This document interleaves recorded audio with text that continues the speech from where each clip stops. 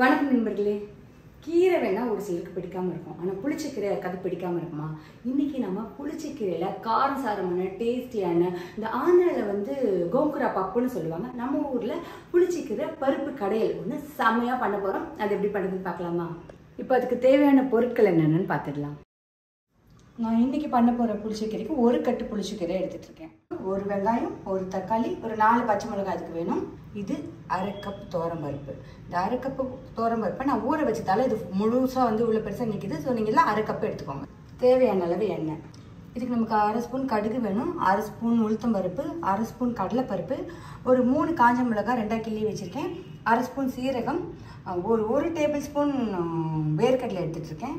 அதுக்கப்புறம் ஒரு 1/4 ஸ்பூன் பெருங்காயம், 15லேருந்து 20 ஒரு சின்ன பல்லாக இருக்கிற பூண்டு உரித்து எடுத்துக்கோங்க, 1/2 டேபிள் ஸ்பூன் பியோர் வெறும் மிளகாத்தூள், அப்புறம் ஒரு நெல்லிக்காய் அளவு புளி. இதை நம்ம ஊற வச்சுக்கணும். சமைக்க ஆரம்பிக்கிறதுக்கு முன்னாடி இதை ஊற வச்சுக்கலாம். புளியை ஊற வச்சதுக்கப்புறம் நான் ஊற வச்சுருக்கேன் பருப்பு, சும்மா எல்லாம் ரெடியாகிற வரைக்கும் ஊறட்டுமேனு ஊற வச்ச பருப்பு. அந்த பருப்பு இந்த இதில் அரை கப்பு எடுக்கேன். அந்த பருப்பை நம்ம குக்கரில் சேர்த்துட்டு அரை கப்புக்கு ஒரு 1.5 கப் தண்ணி ஊற்ற போகிறேன்.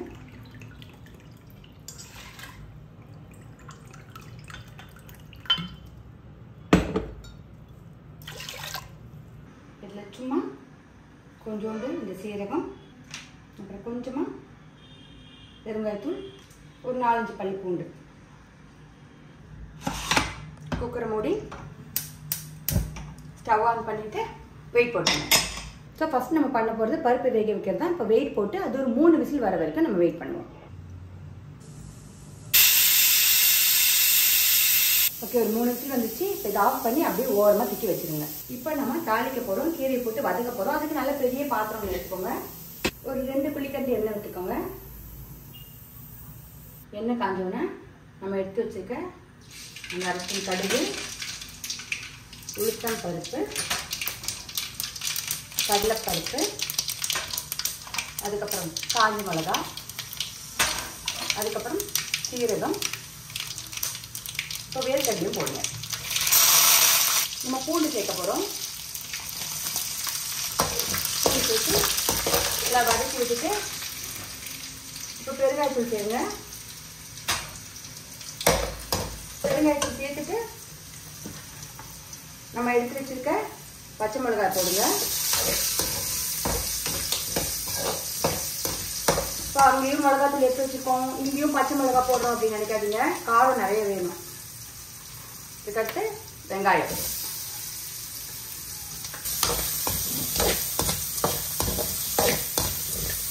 இந்த பச்சை மிளகாய், வெங்காயம், பூண்டு இதெல்லாம் போட்டு வதக்குறோமா, இப்போ வர்ற வாசமே ஏதோ பாதி புளிச்சக்கீரை பண்ணிட்ட மாதிரி இருக்கும். நம்ம ஒரு சில சமையலுக்கு ஒரு சில விஷயங்கள் சேர்ப்போம்ல, அது சேர்க்கும் போதே அந்த அந்த அந்த சமையலுக்கான அந்த உணவு பதார்த்தத்துக்கான வாசம் வந்துடும். வெங்காயம் போட்டு அது ஓரளவுக்கு வதங்கிடுச்சு, கொஞ்சம் கலர் மாறினா போதும். அப்புறம் நம்ம எடுத்துகிட்டு இருக்க தக்காளி போடலாம். நீங்கள் பார்த்தீங்கன்னா நான் பெங்களூர் தக்காளி எடுத்துகிட்டு இருப்பேன். நம்ம நிறைய புளி சேர்க்குறோம் இல்லையா, புளிச்சக்கீரையும் புளிப்பு, நான் புளி வேற சேர்க்குறேன், அதனால நான் பெங்களூர் தக்காளி எடுத்துருக்கேன்.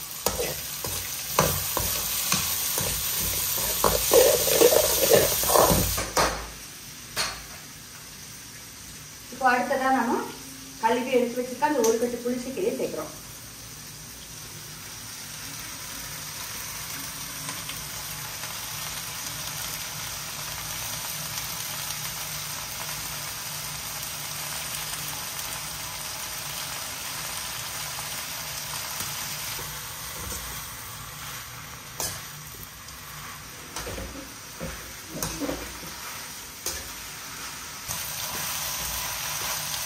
புளிச்சக்கீரைக்குன்னு ஒரு சூப்பர் வாசம் இருக்குங்க. அந்த வாசம் இப்போ அப்படி வதங்க வருது. இதுக்கு வாசம் மட்டும் கிடையாது, கீரைக்கே நிறைய நல்ல குணங்கள் இருக்குல்ல. இது கட் ஃப்ரெண்ட்லி, ஃபைபர் நிறைய இருக்குது. ஸோ புளிச்சக்கீரை அதுவும் எல்லா டைம்லையும் இது கிடைக்காது. இது கிடைக்கும் போது தான் நம்ம சாப்பிட முடியும். நாக்குக்கு அப்படி புளிப்பாக காரமாக இருக்கக்கூடிய ஒரே கீரை இது ஒன்று தான்.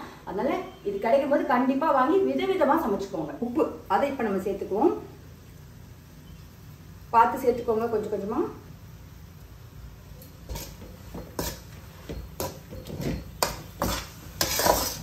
பார்த்தீங்களா, அப்படி மலர்ந்து வெந்திருக்கு. இப்போ சும்மா இது 2 கடை கடைஞ்சிக்குவோம். ரொம்ப வேணாம், லேசாக கடைஞ்சிக்கோங்க. அங்கங்கே கொஞ்சம் பருப்பு தெரியுற மாதிரி இருக்கட்டும். இப்போ நிறைய பேர் பார்த்தீங்கன்னா புளிச்சக்கீரைலாம் சமைக்கும் போது இந்த பருப்போடையும் சேர்த்து எல்லாத்தையும் வேக போட்டு கூட சமைப்பாங்க. அப்படி பண்ணலாம். ஆனால் இந்த பருப்பு வந்து நமக்கு தேவையான அளவு அப்போ வேகாது. புளி போட்டால் பருப்பு வேகாதுன்னு சொல்லுவாங்கல்ல, புளிச்சக்கீரையும் புளிப்பு தானே. அதில் இப்படி பண்ணும்போது டேஸ்ட்டும் சூப்பராக இருக்கும். தயவுசெய்து இப்படி பண்ணி பாருங்க. இப்போ பருப்பு ரெடியாக எடுத்து வச்சுட்டோம்.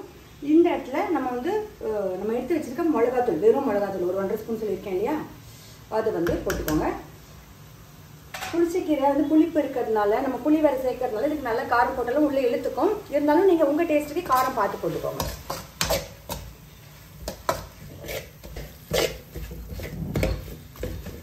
ஓகே, இப்போ நம்ம அந்த மிளகாத்தூள் போட்டு அந்த பச்சை வாசம் போகிற வரைக்கும் ஒரு 5 நிமிஷம் நல்லா வதக்கி விடுங்க. அதுக்கப்புறம் நம்ம புளி சேர்க்கணும். அந்த ஒரு நெல்லிக்காய் சைஸ் புளி சொன்னேன்ல, அதை சேர்த்துக்குவோம்.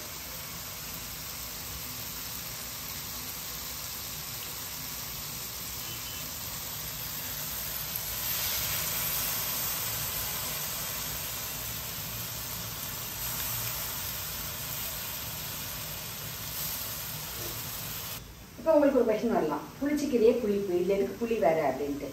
நானும் ஃபஸ்ட்டு இதை பற்றி இந்த ரெசிபி பற்றி எனக்கு தெரிஞ்சப்போ எனக்கு இதே கேள்வி தான் இருந்துச்சு.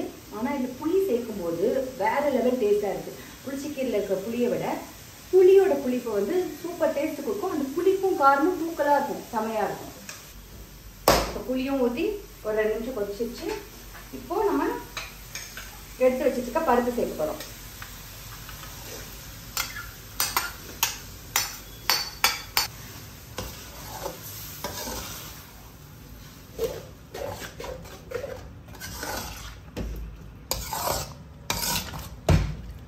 இந்த ஸ்டேஜில் நீங்கள் உப்பு கரெக்டாக இருக்கான்னு பார்த்துக்கலாம். நான் பார்த்தேன், எனக்கு பத்தலை, அதனால நம்ம சேர்க்க போகிறோம். ஏன்னா புளிப்பு இருக்குல்ல நிறையா, அதனால்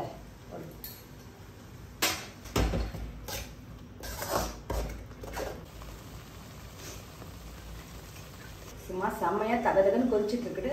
கொதிக்கட்டும், ஒரு 5 நிமிஷம் நல்லா கொதிக்கட்டும்.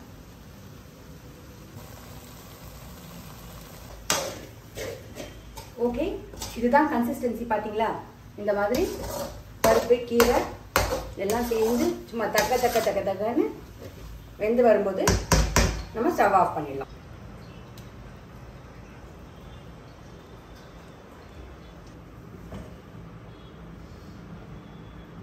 களி கூட சாப்பிட்றதுக்கு நிறைய காம்பினேஷன் இருக்குது. அதில் கீரை ஒன்று, அதுலேயும் புளிச்சக்கீரை வேறு லெவலில் இருக்கும். எங்கள் வீட்டில் களி ரொம்ப பிடிக்குன்றதுனால நான் இன்றைக்கி அதை களி கூட சாப்பிட போகிறேன். நீங்கள் இதை வந்து சாப்பாடோடு சாப்பிடுங்க, சூப்பராக இருக்கும். இப்போ களியோட எப்படி சாப்பிட்றதுன்னு சொல்லித்தரேன். சுட சுட களி எடுத்துட்டு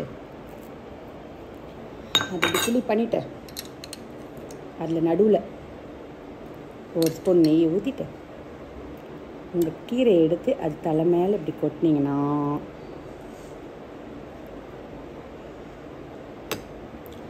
பார்க்கறதுக்கு சூப்பராக இருக்கும். அப்புறம் இது அப்படியே கை பொறுக்க முடியாத சூட்டில் பசங்க சாப்பிடணும். அந்த நெய், புளிச்சக்கீரை, களி 3த்தையும் பிசைஞ்சிட்டு இப்படி காஞ்ச மிளகாய் அந்த ஓரமாக எடுத்து வச்சுட்டு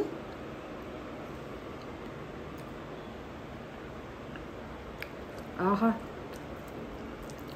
சூப்பர். வா, காரம் புளிப்பு எவ்ரிதிங் பர்ஃபெக்டாக இருக்குது. இதே மாதிரி சாப்பிடுங்க.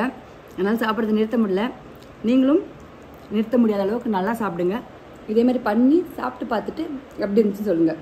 இணைந்திருங்கள் நண்பர்களே, தொடர்ந்து பயணிப்போம்.